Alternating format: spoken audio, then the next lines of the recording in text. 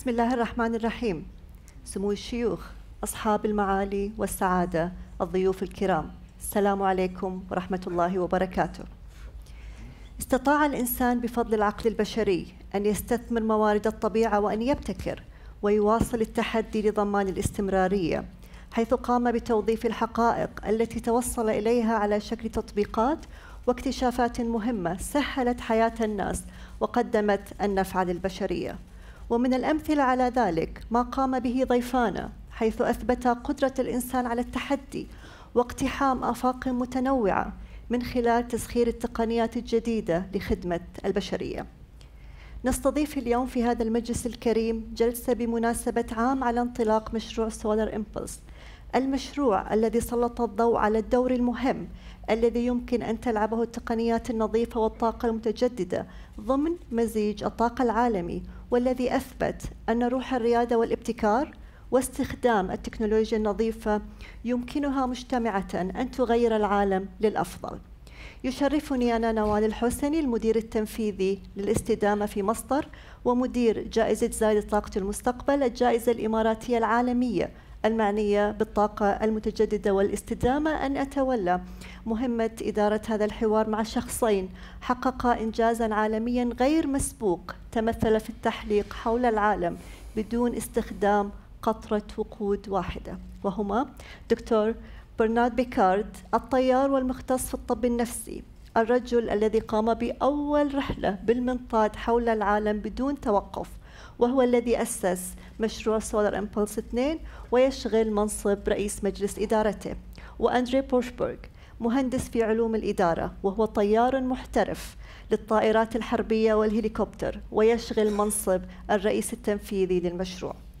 وسيشاركنا الطيران خلال هذه الجلسة النهج الذي اتبعاه في هذا المشروع وساهم في نجاح مهمتهم التي تمثلت في التحليق بطائرة تعتمد بشكل كامل على الطاقة الشمسية، وهو أمر قال جميع الخبراء أنه مستحيل. واسمحوا لي الآن أن أكمل حديثي باللغة الإنجليزية. Your Highnesses, Your Excellencies, distinguished guests, it is my great pleasure to welcome you to today's lecture. Our guest speakers set a new world record here in Abu Dhabi last July when their incredible aircraft Solar Impulse 2 completed its historic flight around the Earth powered by the sun only. To celebrate the legacy of Solar Impulse 1 year later and discuss the pathway towards future clean tech innovation, we are delighted to be joined by Dr. Picard and the co-founder, André Borschberg. Before we start our discussion, I would like to share with you a short video.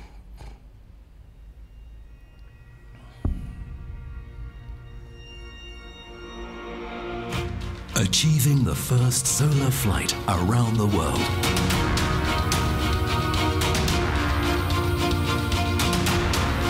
This is the story of two men. Bertrand Piccard, psychiatrist and explorer, and André Borschberg, engineer and entrepreneur.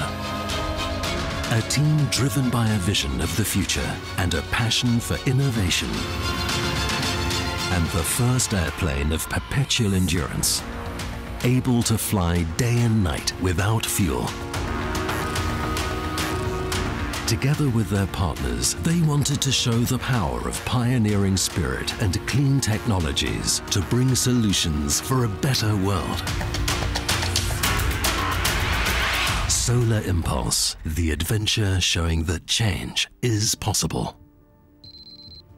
It's a bit the moment of truth because you simulate, you calculate, you imagine, but there is nothing like testing and doing it in real. We deeply believe that we can achieve impossible and incredible things with renewable energies, like flying around the world with no fuel. And if this works, of course, everybody can do it on the ground to make a cleaner world. And this can be your way to be with us in the plane. And this was a scene in Abu Dhabi early this Monday. Dans ce journal également, ultralight plane is powered only by the sun's rays.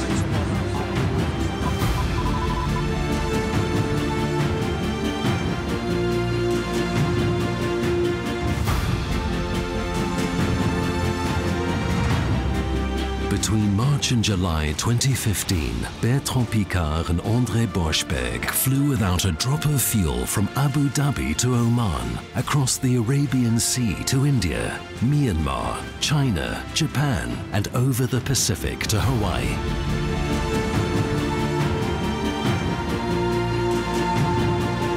How are you feeling after all that time? You broke a world record in terms of solo flight of 2 hours ago.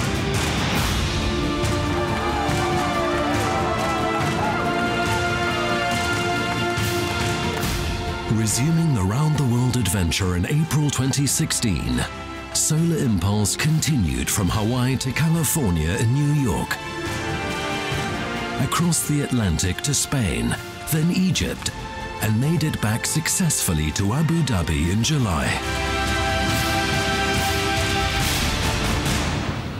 Today, the challenge is no longer to conquer the moon. The challenge is to conquer quality of life on Earth. Our world desperately needs the implementation of clean technologies to reduce the energy consumption and the waste of natural resources. Hotel India Bravo, turning final, 02 right. This airplane was not built to carry passengers, but to carry a message. The world could reduce half of its CO2 emissions by replacing old polluting devices with new clean technologies, like those used on Solar Impulse. I am inspired by your pioneering spirit. You know, Mr. Secretary General, if an airplane like Solar Impulse can fly day and night without fuel, the world, of course, can be much cleaner. Inspiring generations, promoting innovative solutions to the challenges of humanity, inventing a brighter future.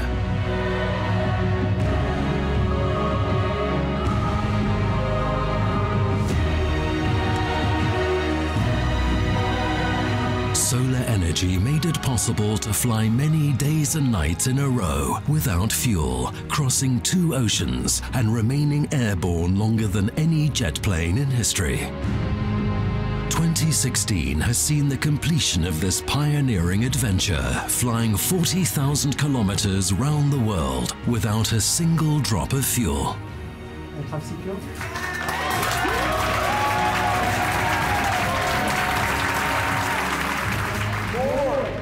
Than an achievement in the history of aviation, Solar Impulse has made an achievement in the history of energy. Let's take it further. Like Solar Impulse, the clean tech revolution has taken off, presenting new ways of thinking and doing to achieve the impossible. And you can be a part of it.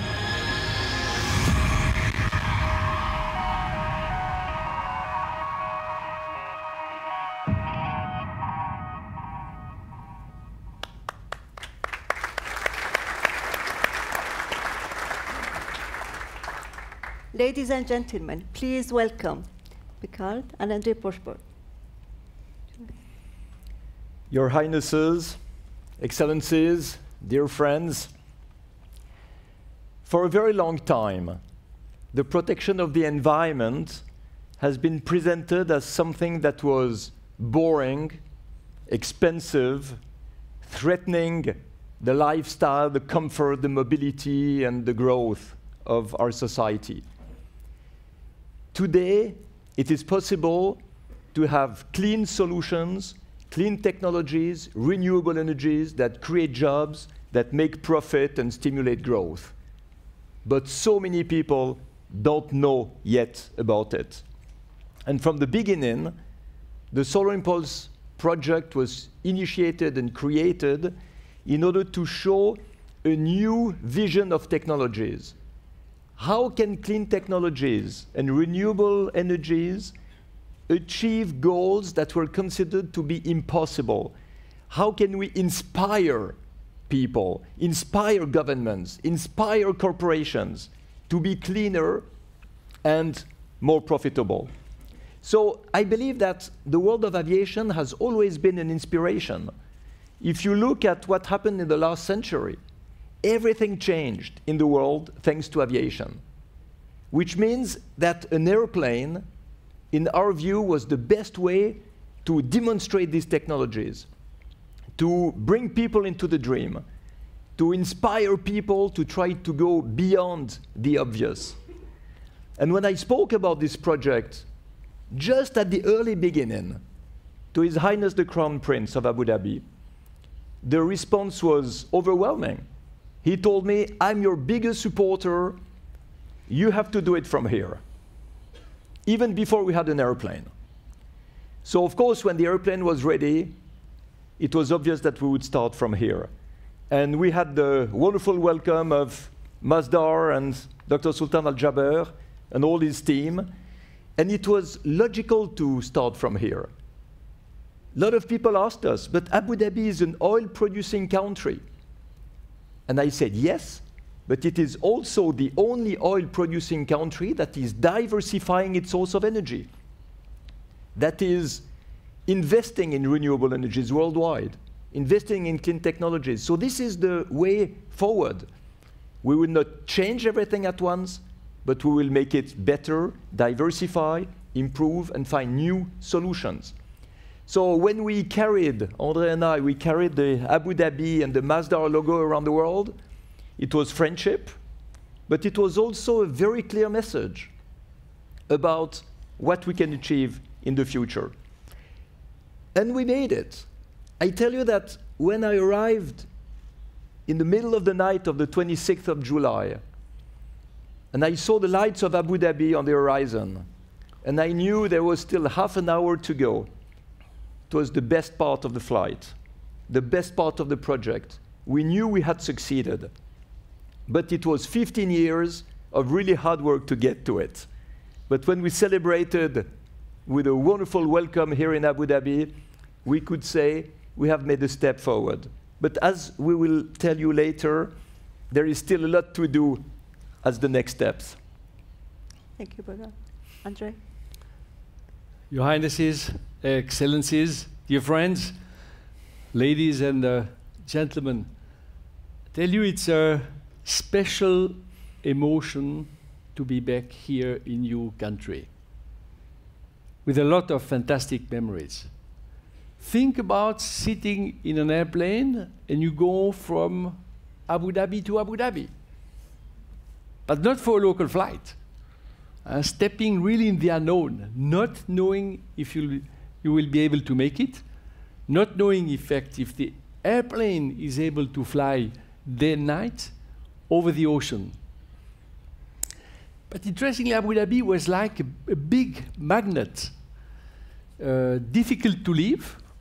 It was difficult to leave to make this airplane ready on time, because we had one day we wanted to leave, which was beginning of March. And difficult to leave emotionally. And we had so many friends here.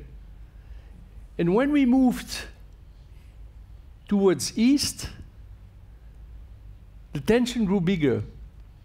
And when we reached Hawaii, which was more or less halfway, suddenly we had the impression that the pressure was releasing, because we were coming on the other side of the Earth and basically flying back home and hurrying, in fact, to get and to be back in your country. So the flight was not Solar Impulse, fly around the world. It was Solar Impulse from Abu Dhabi to Abu Dhabi. And I think what was great about it, as Bertrand said, that was a good opportunity to explain what you do in your country. I mean, the vision you have at the country level, but also, like very, very specific project like Masdar.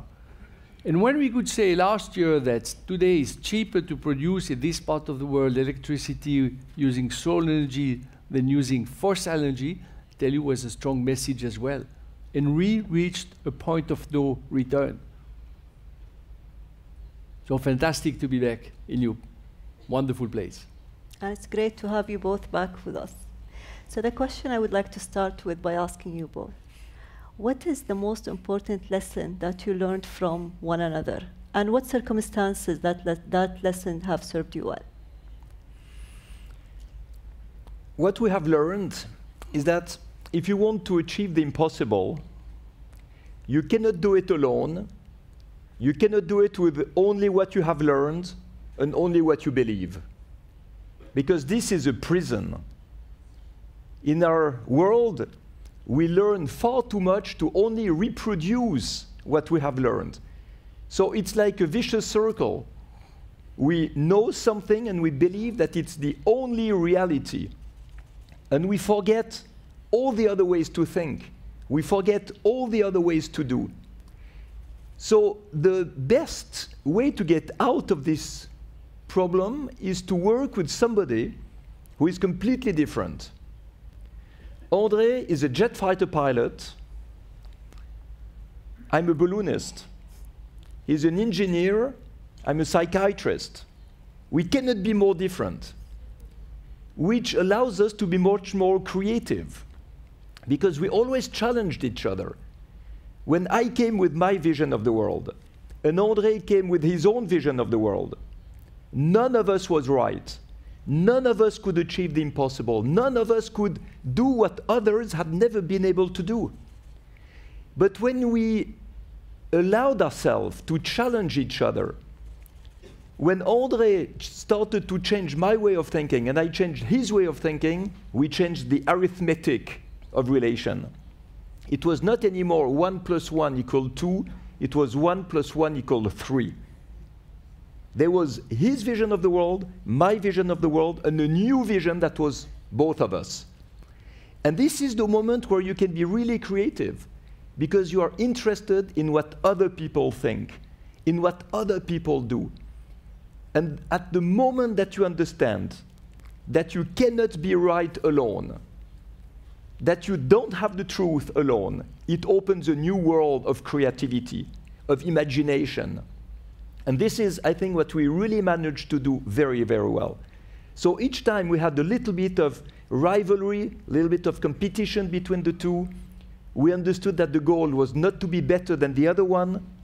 The goal was to be better than ourselves. So we progressed a lot. I progressed in André's field, he progressed in my field, and now I think we really are better than we were 15 years ago. It's funny because normally, as I guess you understood, we always disagree. But on this question, I think that's the only questions where we do agree. We agree on these differences. Let me give you one example.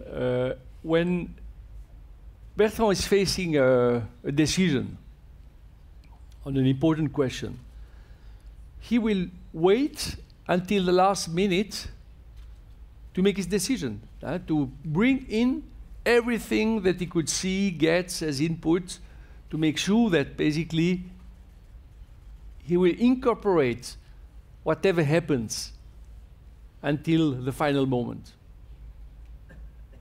I guess that's the best. But if you work with a team, you know, it makes the other people not knowing what you want to do.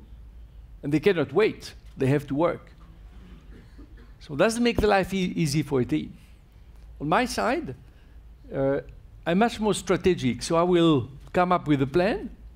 But of course, the problem with the plan is that sometimes it's difficult to change the plan. It's difficult to accept to change the plan because you discover other things.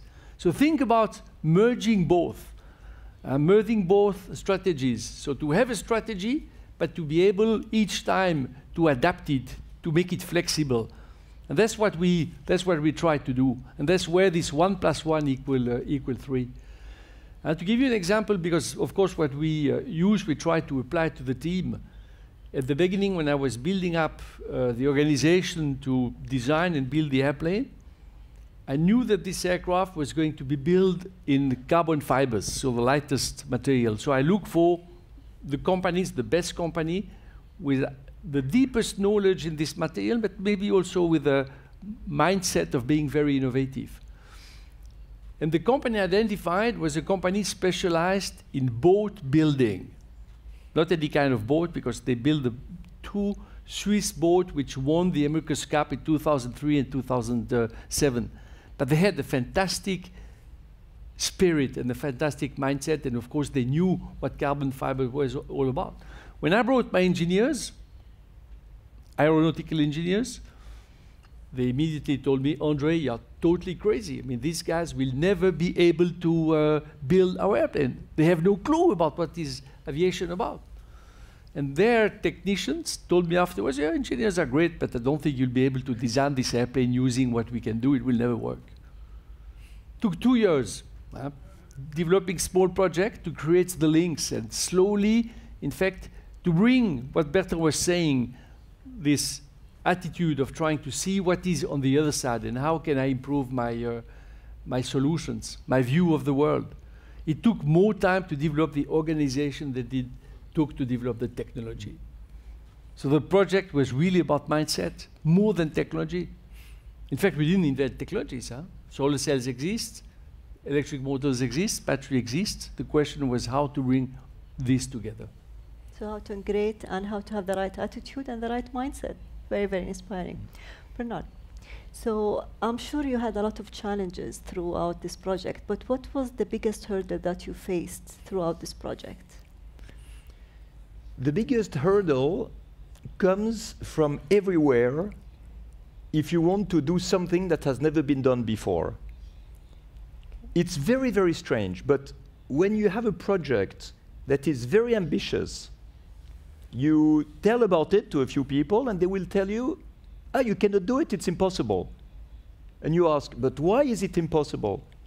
And they answer, because nobody has done it before, which is a completely stupid answer. It should be exactly the opposite. It's precisely because nobody has done it before that we have to try. Otherwise, it will always remain impossible.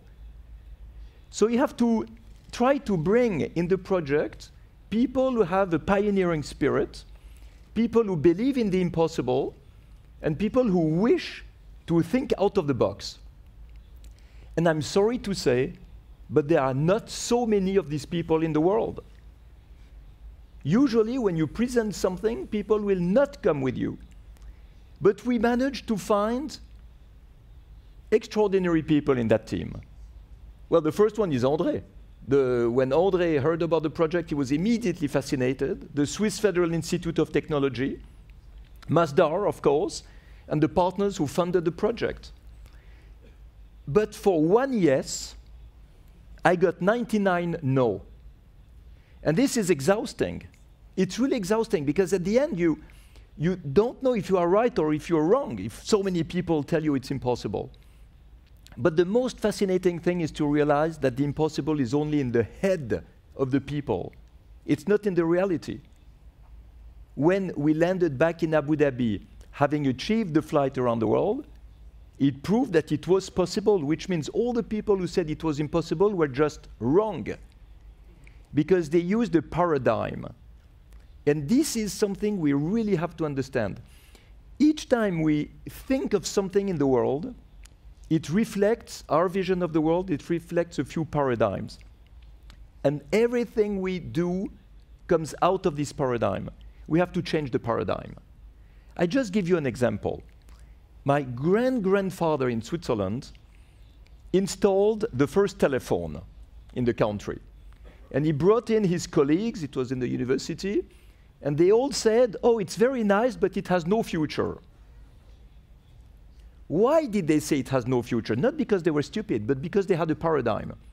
The paradigm was that you have to pull one telephone line between every house and every house in the world, even connecting people who have never met before, who don't know each other, in case they might need to phone in 10 years. So of course, it's impossible. It's billions and billions of lines. You don't even see the sky. But what was the big change of paradigm? It was to introduce the operating center. You had only one line going to an operating center from where the lines were connected. And from this moment, from this change of paradigm, you could have a completely new invention everywhere in the world in a few years. So what was the big hurdle for Solar Impulse in every single moment was to change the paradigm. Absolutely, and you know this mindset and this way of thinking is what absolutely we have in common here in the UAE and with Masdar. The other question I've noticed in the video, a lot of media interest. Did you anticipate that there would be such great media interest in the project? And Actually, when you're thinking, why? Why was that so much interest in this project? This project could not succeed without the media interest, because the goal was to make a spectacular adventure that would promote the clean technologies and the renewable energies. So we had to make it spectacular, so the media would be interested, would be attracted, would report about it in the traditional media, in the social media, in schools, in the governments. And this is really what we aimed for. There were a lot of people in the communication to be able to spread the message. The worst would have been to have the public just believing we do it to beat world records. No, all this was at the service of the message. So I think each time you do something spectacular in aviation, you have a good response. This is also why I chose an airplane to do it and not a boat or a car. And if I had made a press conference one day in my office, inviting the media to say, hey guys, you know, there are so many interesting solutions to make a cleaner world, nobody would have come. But when you have a solar-powered airplane that is 72-meter wingspan, that is beautiful, that is incredibly well built, that can do something that never anybody has done before, then you have an impact. And we got a tremendous impact. We had billions and billions and billions of media impressions, and the governments were interested about it, the universities were interested, we had parliamentarians in different parliaments taking Solar Impulse as an example of energy transition, of new clean technologies. So we were overwhelmed by the result. I totally appreciate that. I understand that with Masdar and Dr. Sultan, and we all know the interest that we had in Masdar when it was started was phenomenal, because, as you mentioned, it is a paradigm shift, and it's a way, and it's doing something in a very, very different way. We have a lot of youth among the audience. I'm one of them. The question is, what type of a spirit that you need to become a pioneer, to become an explorer? You need 3 main values to become an explorer and a pioneer. You need curiosity, because if you have no curiosity, you try nothing new. You need perseverance, because without perseverance, you will never succeed in the new things that you try. And you need respect, because without respect, your success have no value, have no meaning. And if you have this, then you can move ahead into the unknown, because the real value of exploration is to embrace the unknown. Normally, we're afraid of it. We're afraid of what we don't control, of what we don't understand. So we don't understand that the doubts and the question marks that we face in life are fantastic stimulations for our creativity and our performance. We cannot be very creative only in our comfort zone. But when we get out of our comfort zone and we are a little bit stressed, we're a little afraid, we don't know exactly what's going to happen, it stimulates us to find new solutions outside of what we have learned. Suddenly, we understand that inside of us, we have so many resources, so many skills, so much potential that we have not learned to use. And in these moments of danger and risk, we are obliged to use them. This is the magic of adventure. It's when confidence is more important than courage. When you discover how much you have inside of you, that helps you to continue. So it's very nice to explain it like this, but we have to implement it also in education. And education today is something that does not make the children become pioneers. We teach the children to have knowledge, which is good, but it's not enough. We don't understand everything that is outside of knowledge, what we cannot explain, the question marks, all the miraculous phenomenon, all these things that are out of the school program. Imagine we would tell the children, what we explain is only a little part of reality, but everything else exists. Everything else is worth being explored. And your goal as a child should be to explore it. What we cannot understand today, you have to understand. What we cannot explain today, you have to learn how to explain. This is your task for life. If you do that, we will make millions of pioneers. instead of millions of robots. Absolutely, and they definitely have more resources than what we did have. Andre, you are, you are an experienced pilot. You are a trained pilot, but you heard all the experts saying that this is mission impossible, but you believed in Bernard's vision and you joined him. Why? I guess this was maybe the strongest motivation, but I guess as well you have to see what motivates you deep in yourself. And I think passion in some ways plays a very important role. When I was a kid, I was fascinated by, of course, pilots, but I was also fascinated by the stories of all these people. At the time we were reading books, there was not so much televisions or films around, and through the books, really reading about what the pioneers did and how they did it, not knowing if it works, and then also trying their machine, having no flight instructor to explain how it would fly, how you need to pilot it. So really going into completely unknown territory. And for me, it was something incredible. And I think it stayed in my heart for all these years. I could become a pilot. I could fly when I was 15, so that was, for me, an extraordinary adventure. I worked as an entrepreneur in many fields, trying to develop new technologies, new solutions. And 15 years ago, our path crossed each other. Bertrand's path and mine. And when I heard about his idea of flying without any fuel, I mean a different way, using just renewable energy and having an airplane which can fly forever. Imagine that you can stay in the air a week. For me, it was like opening the door in this world of dreams from my childhood. So I think this was the starting point. And when someone tells you, it's impossible, of course, either you say, fine, it's not going to work, or you have maybe this sense of contradiction where you start to be stimulated and you start to believe that this would be interesting to demonstrate this person that he is wrong. And I think it needs a little bit of this as well. And when you have something impossible in front of you, or at least considered impossible, you have two ways to deal with the question. I mean, the first one is to imagine what it will be, in fact, to be there, to have been successful, to realize it, what it brings, and how important this is for you. And I think when you have this image which is very strong, that's the motivation to go forward. If you start to think about the how to go there, basically you will start to think about the hurdles. And as human beings, when we have hurdles, we have fear. And fear will be so overwhelming that this will be the reasons why not to go forward.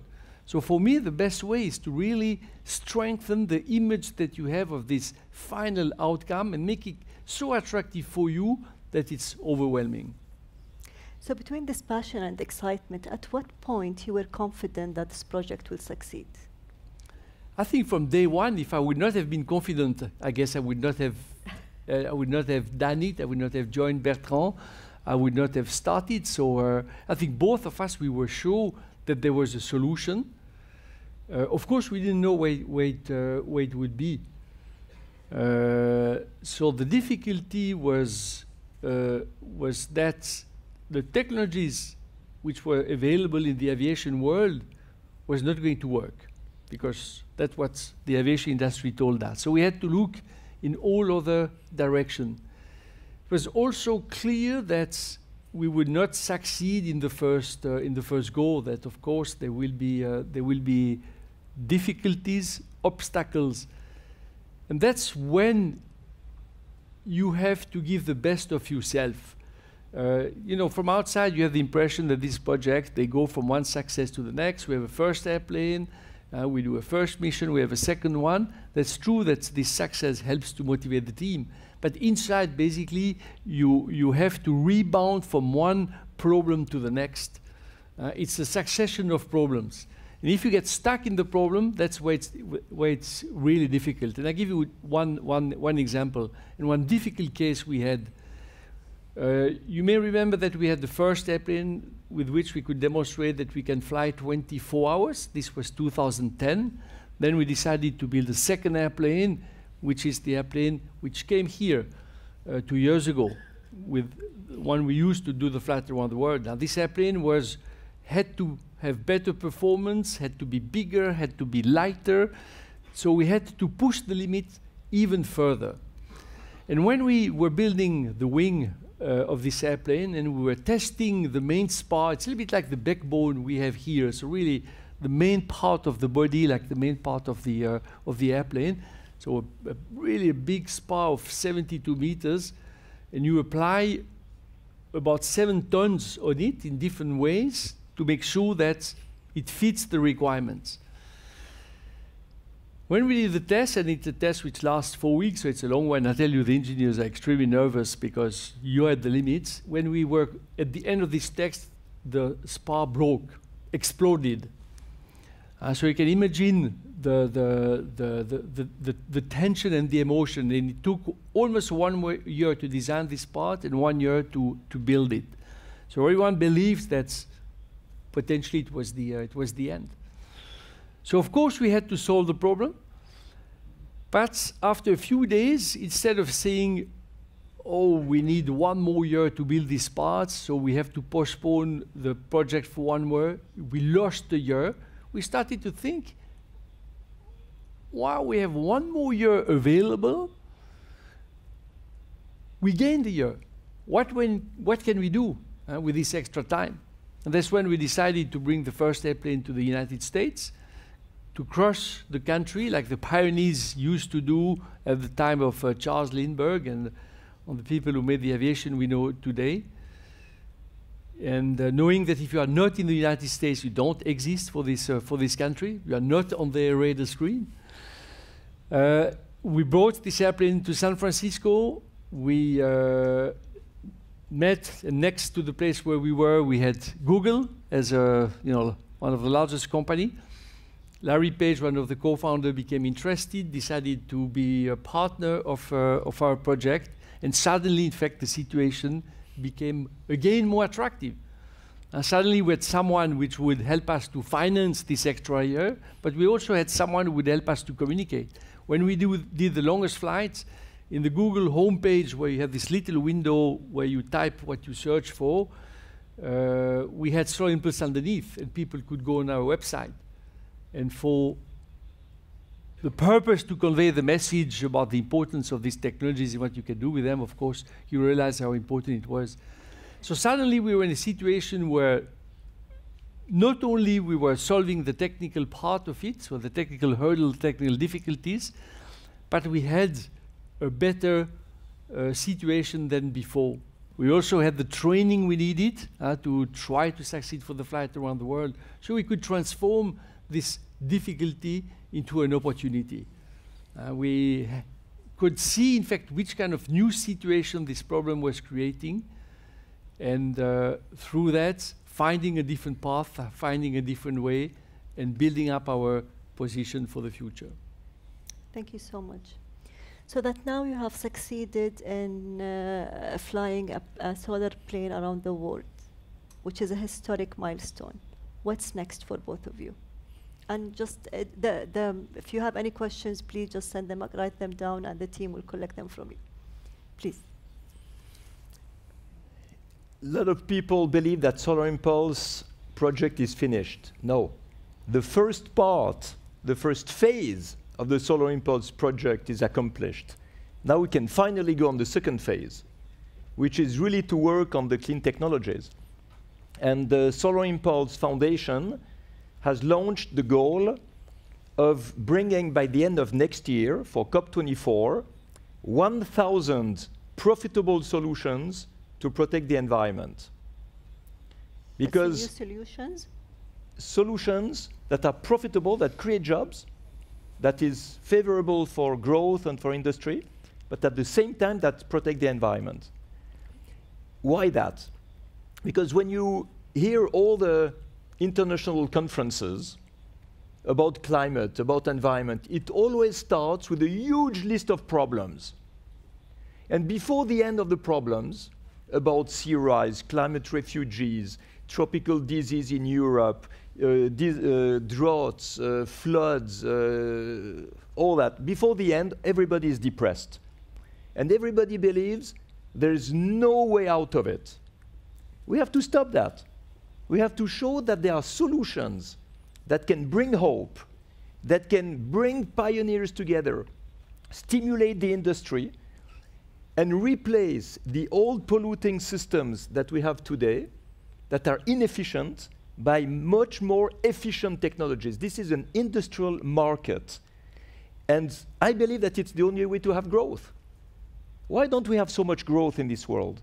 It's because we don't offer to the consumer something new, something more attractive, something more efficient. So imagine that we replace thermal engines by electric engines, that we have better heating systems, better insulated houses, LED lamps, smart grids, that we have new industrial processes that are more efficient. This is an industrial market. This is a way to stimulate growth again. So the Solar Impulse Foundation has decided to create the World Alliance for Efficient Solutions. And in this World Alliance, we're inviting individuals, startups, corporations, institutions, organizations who have either ideas or projects or products or processes or clean technologies that can be solutions in a profitable way. And what is the Solar Impulse Foundation doing? It's collecting all these members, and we have enough partners to offer the services to the members. We have companies like Solvay, like Covestro, like Nestlé Research, like Air Liquide, like Engie, who are supporting us financially, so we can offer to all the members of the Alliance the expertise for their projects, the promotion of their projects, and the link with potential investors. So imagine that all these solutions that are expertised come in the list of the 1,000 best solutions. We will bring this to the governments who already are desperate to get these solutions because they know this will help them to reach their environmental targets. So often, the targets are just the result of political negotiations, but they have nothing to do with reality. We have to show the solutions first, and depending on the solutions we have, we can put the targets that can be much more ambitious at the same time for the environment and for the industry and for the profitability and the growth and the GDP in the country. So this is what the Solar Impulse Foundation is working on, really pushing this message in order to make it practical, in order to help the governments, in order to help all the startups and the corporations, who very often have fantastic ideas, but nobody knows them. Nobody knows them. People who speak about energy, but they have no power. The Solar Impulse Foundation wants to give them the power to be better known. When we completed the flight around the world last year, I thought I would have difficulty to find something which would bring as much excitement. And I was wrong.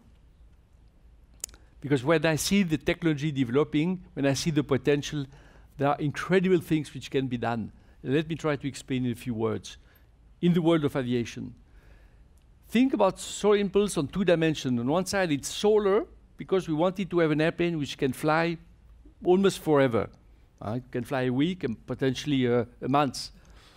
But you don't need this if you want to go on vacation, if you want to fly 6 hours. You can embark the energy in any ways. It can be clean as well, but you can embark it from the ground, for example. The second dimension is that it's an electric airplane, like you have electric cars. And it's electric because, of course, it's the highest efficiency you can get. And when we started 13 years ago, people were saying, your electric motors are great, but it will stay anecdotal in the world of aviation for in the future. No perspective. But today, the perception is completely different. Today, electric propulsion is in the major R&D project of the aviation industry. Think about the little drones that you can buy in the market. You know, these little drones which take pictures with 4 electric motors. These little drones are more stable in turbulence and wind than an expensive helicopter that would cost you about $10 million. Why? Because electric motors are very easy to control and they react immediately. So what can you do with this? You could think about building an airplane which takes off vertically like these drones, small motors, of course larger because the airplane will be a little bit bigger, but then flying like a normal airplane with wings, so extremely efficient. So you could have something which takes you from your home, brings you to your home place, or to your workplace, in a quiet way, non-polluting, and of course cheaper, because these are easy to implement solutions. That's what you can do with these existing technologies. You know, it's like Solar Impulse. We didn't need to invent new technologies. We had to get the right mindset. And for this, it's the same. So Uber, for example, has already taken this into account in their transportation strategy for the future. A lot of people are working in this direction, and Solar Impulse has, of course, the highest experience and the longest experience in electric propulsion. So that's what we want to do. That's what we started. That's in this direction we go. And we hope that you will have the chance to fly this in a few years, because I'm sure it's going to be an incredible experience.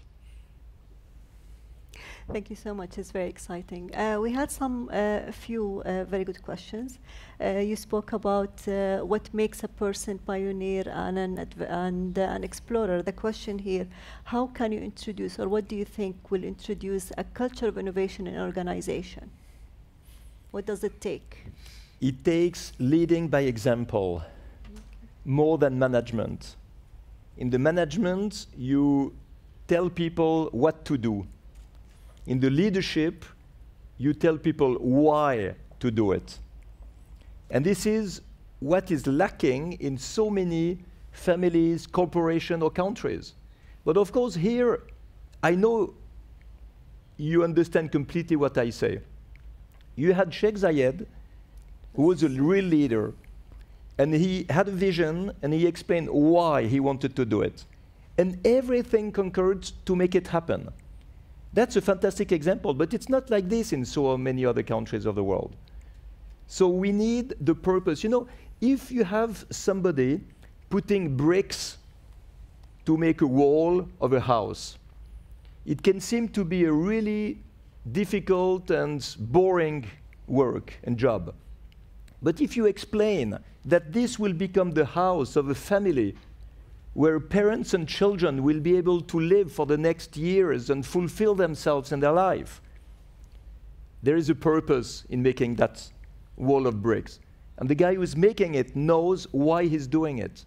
Each time we can do that in a team, in a country, in a government, in a corporation, we will bring this energy to go further. And this is what we need today. And I think you have to accept that you can fail. And there's always a difficulty, but the failure is not the end of it. The failure is a difficult moment. But when you fail, you already have tried something that the other one did not try yet, so you already know more than the other person. So it's a way to progress. And of course, you have to keep trying, but accepting the possibility to fail is extremely important, because that's the way for knowledge. That's the way maybe to wisdom as well. Fantastic. Well, there is a question basically repeated in most of these cards. When are we going to see a commercial airplane flying with solar? Do you see this happening anytime soon? Do you see a plane flying from Abu Dhabi to London using only renewables? With solar, not very soon, because you would need to have the same type of surface than Solar Impulse, flying slowly to create the energy on the plane taken from the sun. But it could be solar from the ground. Could be solar from the ground. It can be solar from the ground. It means that you can charge the batteries on the ground with solar energy, and this will happen in 9 years and 5 months. Because since 7 months, I'm saying in 10 years. And it will happen. It will happen for short-haul flights, medium-haul flights with 50 passengers before 10 years' time. And it's so much more efficient. It is silent. It makes no pollution, which means that you can have airports in the middle of cities or very close to cities with no nuisance, no disturbance. So it's another way to show that when it is cleaner, it is more profitable, and you bring a better service to the customer. Now this is for mid-sized transportation, 50 people, but as I said, I think if you think about these flying cars, I mean, that's something which can take off vertically, 4-6 people, I guess you can expect to see the first one in 5 years from now. Well, we're going to come back in 5 years. I'm going to ask you, is it reality now? Final question, on both of you. What is your most treasured memory through this journey? If you were going to share one memory in that journey, what that's going to be? Now, if I have to give only one, it's everything between the takeoff and the landing. No, but there are several, you know, there are different levels. One moment that was fantastic is when I was leaving Hawaii. I had the coast behind me. I had 4,000 miles of water, and the Mission Control Center in Monaco called me and said, Bertrand, now you can go, the Pacific is yours. And you know that you will be in the middle of nowhere for several days. This was fantastic. This is the spirit of exploration. Now, of course, there was another moment when I was talking to Ban Ki-moon live on the sat phone. And this is what you had in the little film. That was the first moment where I understood that my message was heard, that the goal of Solar Impulse was understood. It was the moment on Earth Day where the heads of states were signing the Paris Agreement in New York, and I think Sultan Al-Jaber was there in the room. And I could address the heads of states. And I thought, even if we fail now, at least the message goes. Now, the ultimate best moment is when I arrived over Abu Dhabi.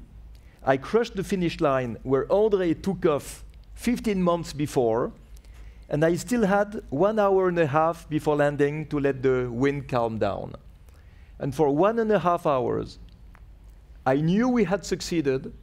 Nothing bad could happen. I could completely enjoy it. There was no stress. And I had all the people of the team calling me on the sat phone, and I could thank them.